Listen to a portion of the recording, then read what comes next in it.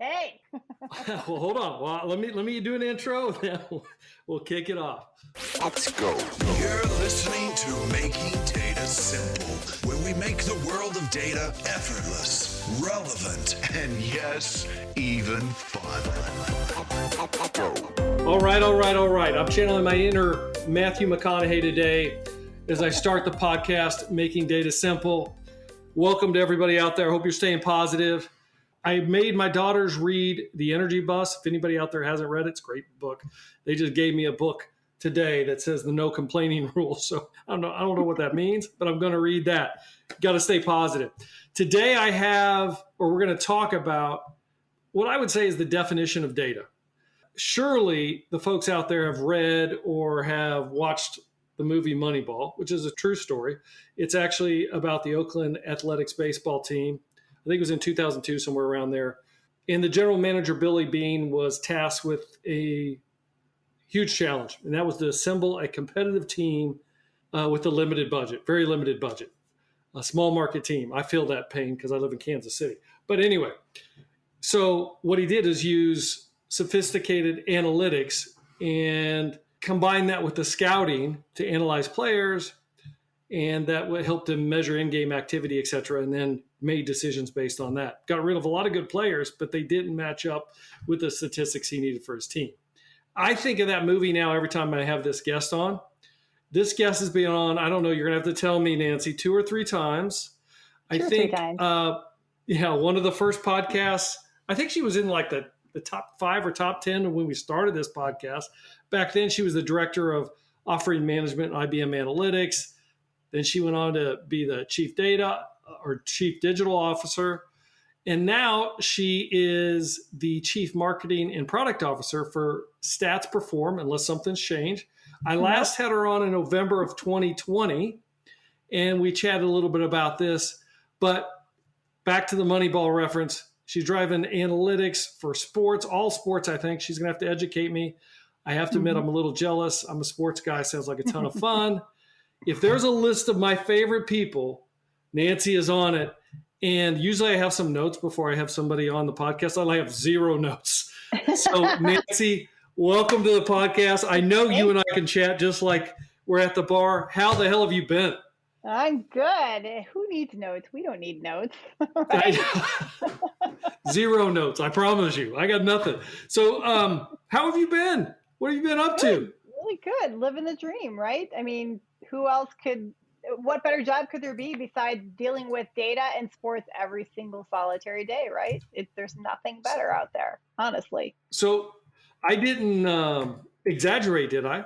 I mean, that's what you do every day, right? All sports. Is there any sports you don't do? There's very few sports we don't do. We concentrate on a couple of key sports because we go very, very deep on things like soccer, for example, and tennis. But we cover all the global sports: basketball, football, baseball, even some sports that people probably haven't heard of. So like padel, badminton people have heard of. But we cover all sports, and we go really, really deep on a few sports. So we talked in 2020. I'm serious. What have you been up to? You just working all the time? Wow. We're now through COVID, maybe? Innovating. I don't know.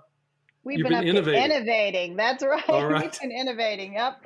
I think that was not too long after I started the role. So now I probably can give you a much deeper picture of some of the cool things that we're doing. Awesome. And you're right. It's all about data, but now it's really about combining different kinds of data along with predictions or outputs from live AI models using ML, and getting even more contextualized view of the game. So for example, let's take a soccer example, because soccer is a low scoring game.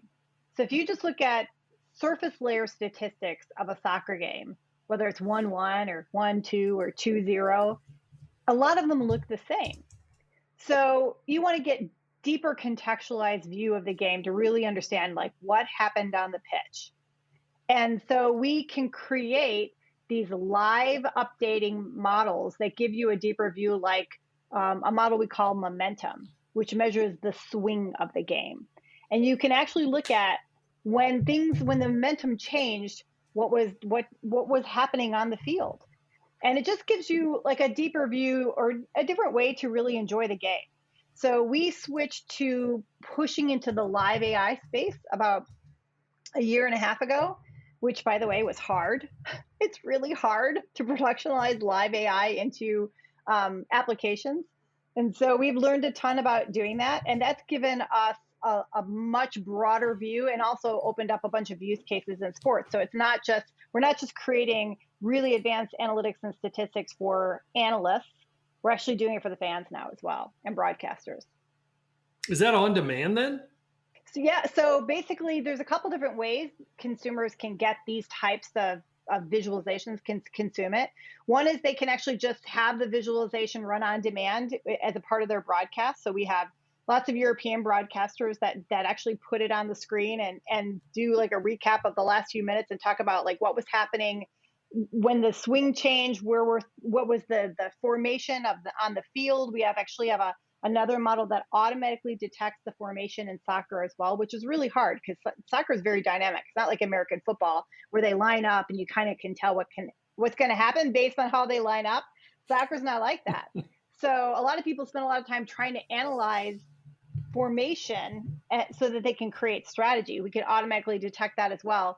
But we also have new broadcasting tools that basically can make this really consumable, like a live dashboard for a broadcaster or even a live blogger.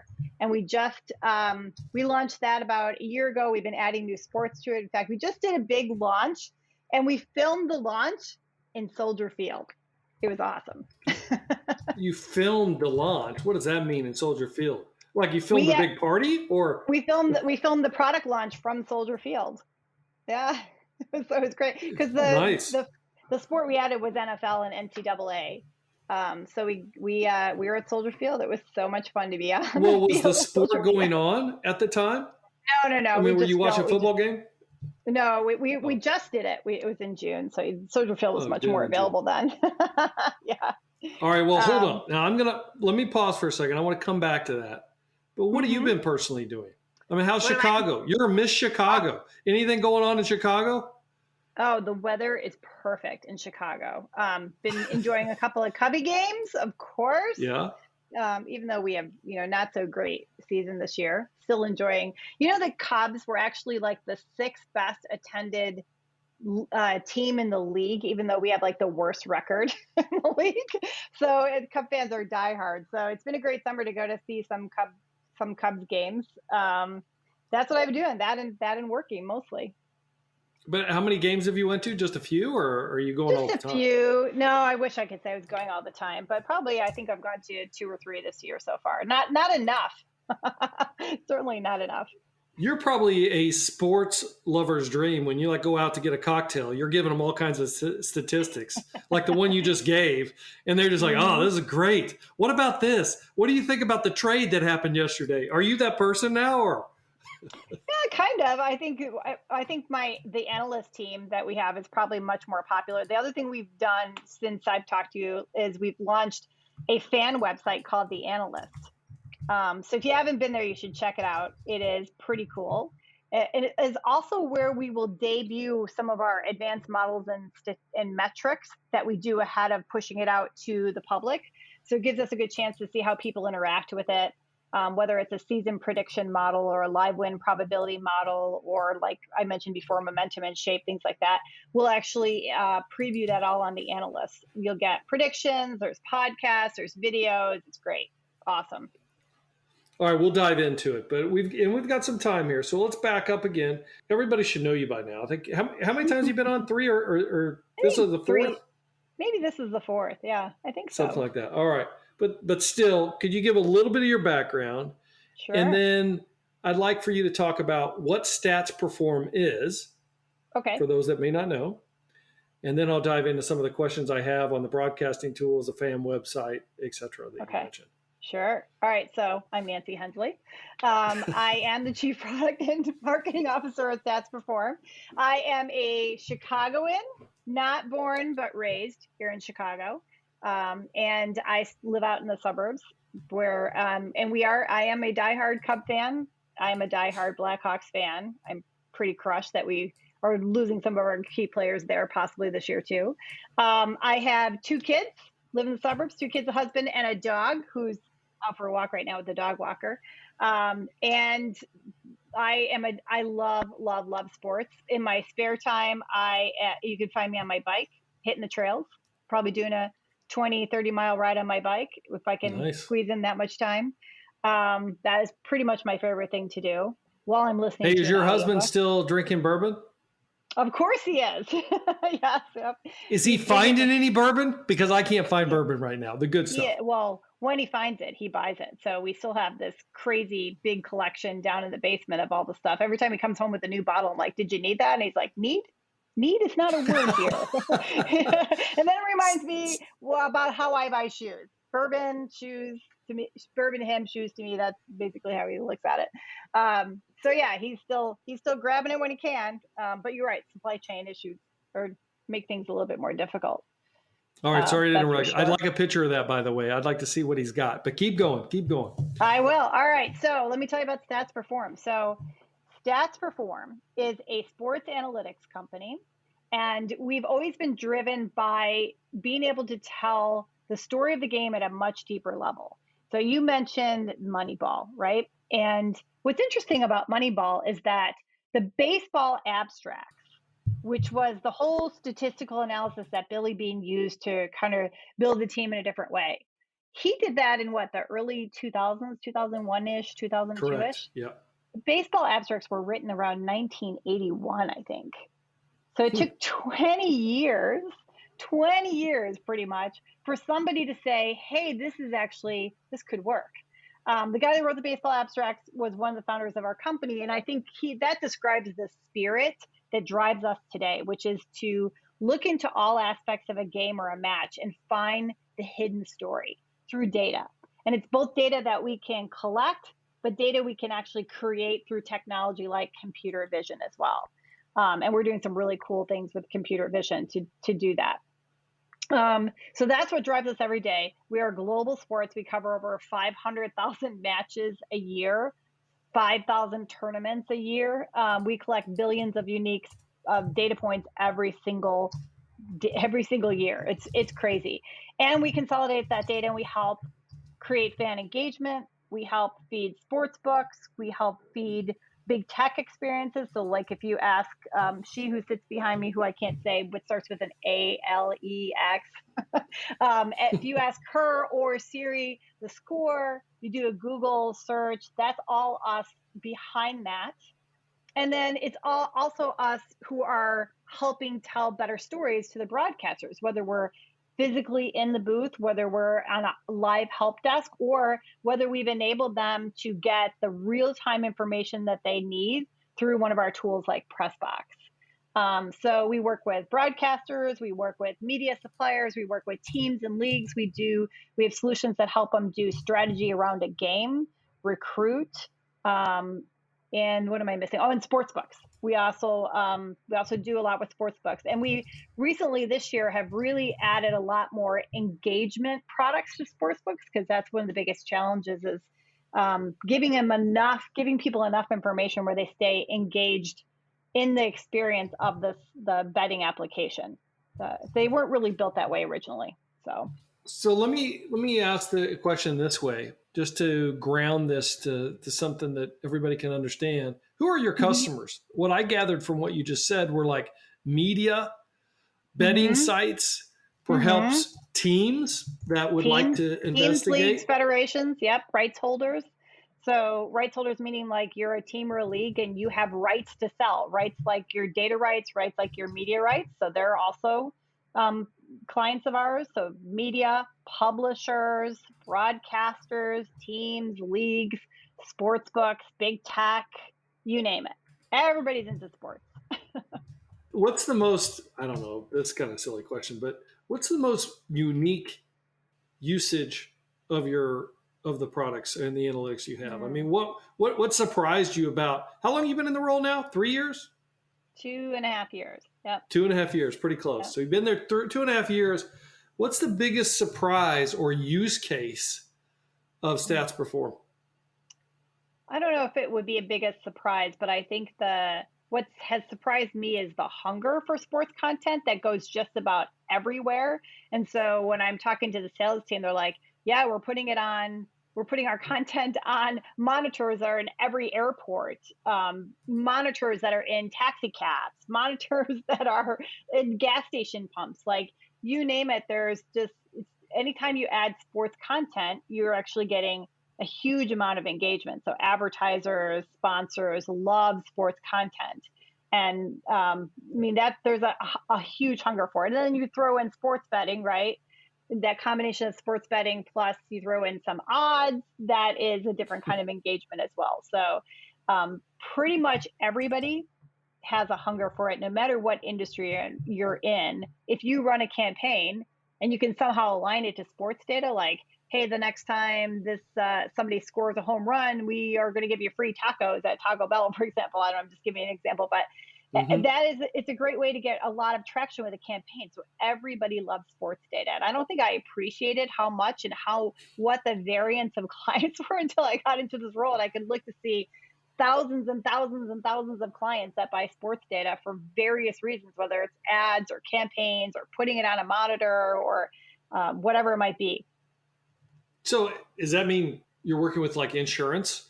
I remember the Chiefs one time had if we held the opposing team to 0 points and you bought a big screen TV at this place, it's for free.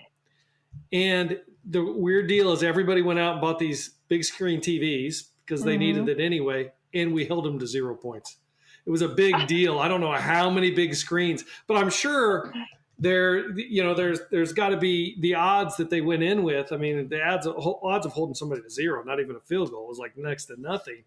But do you do that as well? We currently don't create odds ourselves, but we work with a bunch of partners that do, as well as you just odds give them the aggregators. stats. We'll give them the stats. We'll give them the insights. So a lot of times what people are looking for is some sort of really interesting insight that aligns to that event, plus whatever the odds are for that particular match or game. Makes sense. I mean, do you have a lot of competitors? Or are you guys out there on your own lonesome here? We have a few competitors. There are only a couple of companies that are the same scale as us in terms of how big we are and how global we are that are out there. They're actually both public companies. They went public last year. So there's a few of them out there, and then there's a lot of niche players. I mean, sports tech as an industry is it's so huge. It's everything from the stadium systems to the wearables to the data collection to the analytics. Like, it's a big swath in the industry. We're specific a portion of that relates more like the data and analytics piece of sports tech. And that's a smaller portion of that industry, but it's probably still one of the fastest growing parts of the industry. I mean, I don't know if you saw it, but just to give you an example, one of my competitors did the data deal with the NFL this past year. And for the rights to have the NFL's data, they paid the NFL over 100, I think it was like $115 million. Like, that is huge. But obviously they're going to monetize that through a lot of sports betting, right? That's where the big money is. But the value of data is absolutely huge. And then on top of that, there is a huge value on content. So going back to the comment that I made about how everybody wants sports data in some way, shape, or form, whether you're a sports book and you're trying to engage a bettor, whether you're a media or a publisher and you're trying to engage a bettor to send to a sports book to make some money through affiliate linking, whether you're a broadcaster and you're trying to differentiate by telling a better story or a more unique story. Everybody wants more data, more content, more insight that's unique. But does that mean in that case, like the one you mentioned where somebody paid 100, how much was it? Over 100. I think it was like 115 million for the rights for the data. 115 million for the data.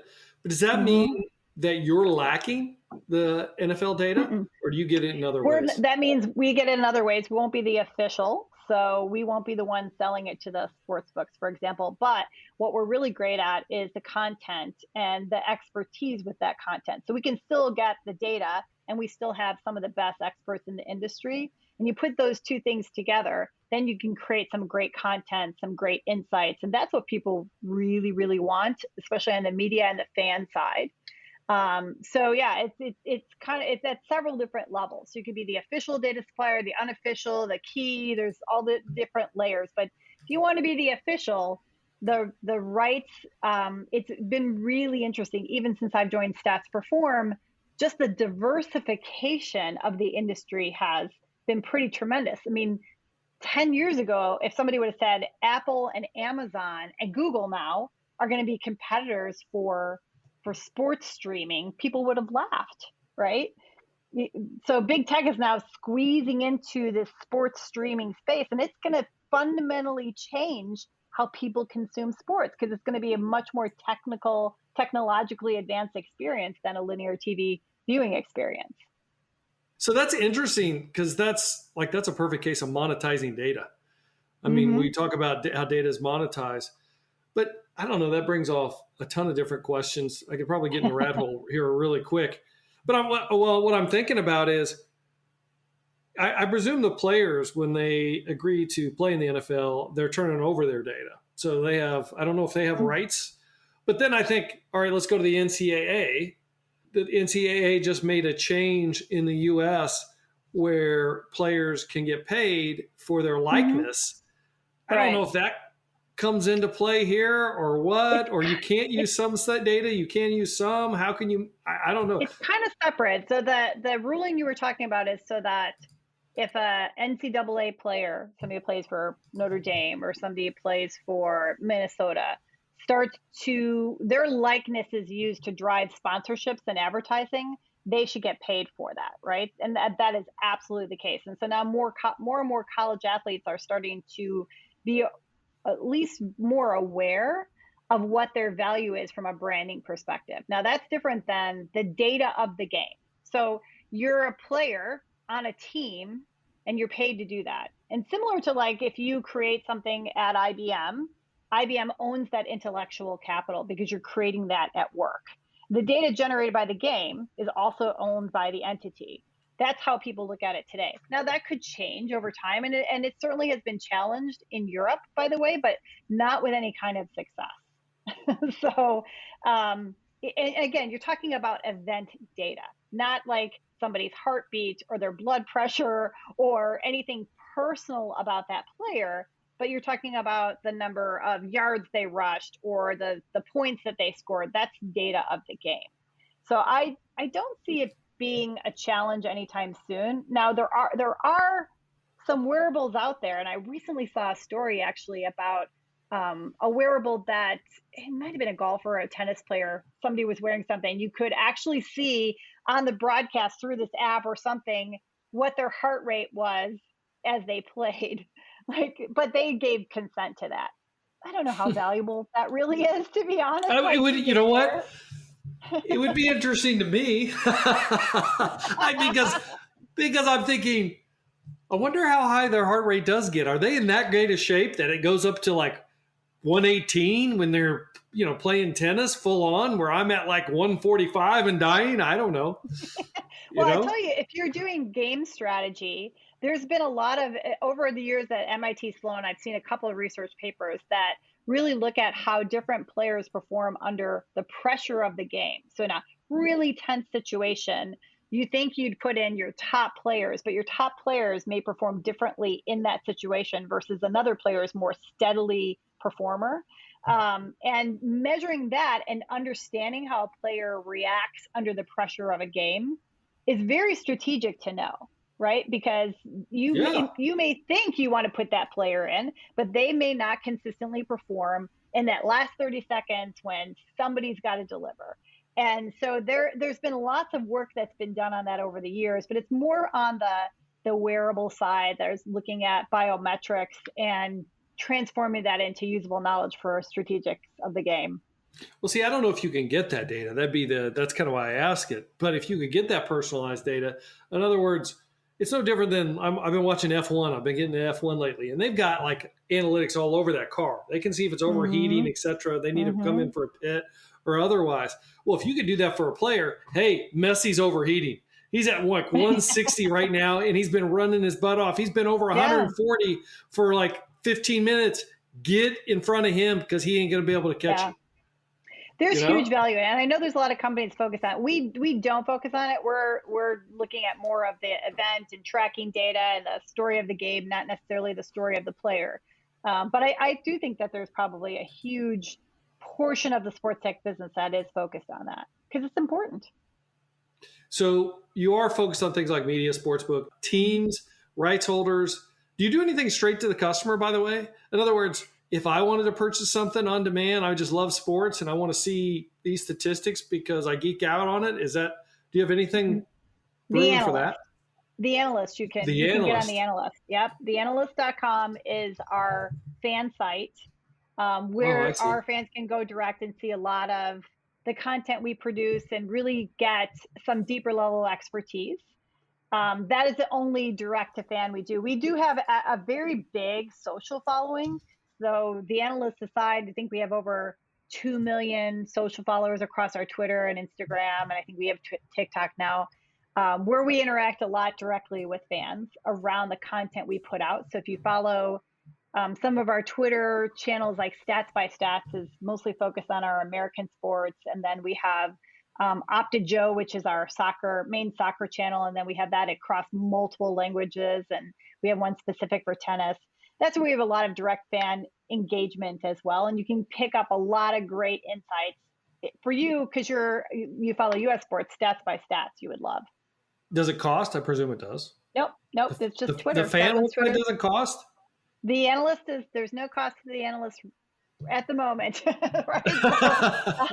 Okay, that's fair. I think at some point, so get in early. It is, well, yeah, we launched it about a little over a year ago. It is amazing how fast it's grown. It really, it's blown my mind because we haven't done any kind of marketing or advertising of it at all. And I mean, I hear about it from college kids that know the site. So it's grown really, really quickly. Well, let's market it here then. What's the address? Theanalyst.com. Pretty easy to remember. You can find podcasts. The Analyst. Theanalyst.com. Okay, fair enough. You would think that would have been taken, but that's good. It was. We still went after it. Yeah. Okay. All right. That makes sense.